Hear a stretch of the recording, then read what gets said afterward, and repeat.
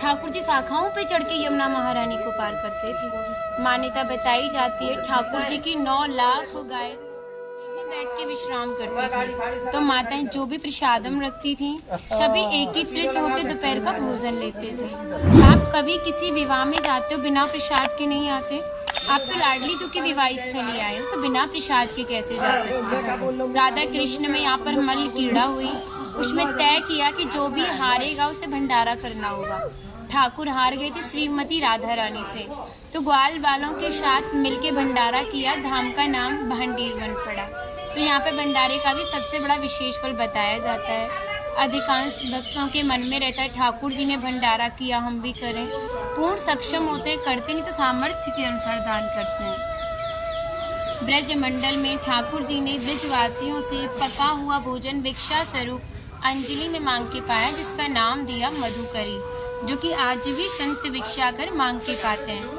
तभी शास्त्रों में बताया कि जब तक ब्रजवासी कृपा नहीं होगी, ठाकुर जी कृपा बड़ी दूर की बात है। सर्वप्रथम ब्रजवासी कृपा है वो जरूरी है, जब भी ठाकुर कृपा करते हैं।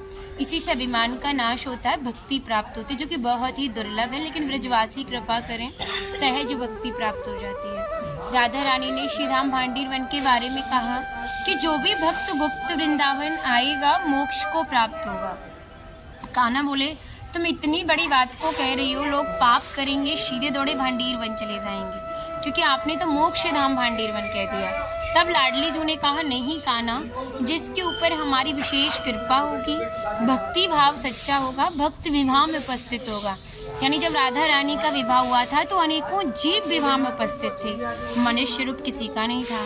तो भक्त अपने आप को कीड़े मकोड़े, घास फूस, पत्तीझड़, पक्षी इत्यादि मानते हैं। जो भक्त उनके विवाह में उपस्थित थे, उन भक्त की पहचान है कि वो कई बार वृंदावन आते हैं, जब जाके गुप्त वृंदावन आते हैं। डायरेक्ट नहीं आएंगे, माध्यम जरूर रहेगा। सारा श्रेय उसी माध्यम को जाएगा जो आपको अच्छे दिव्य स्थान पर पहुंचाएगा।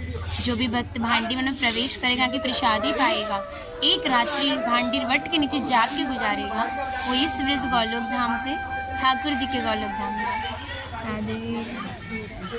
आज प्रसाद दे दो।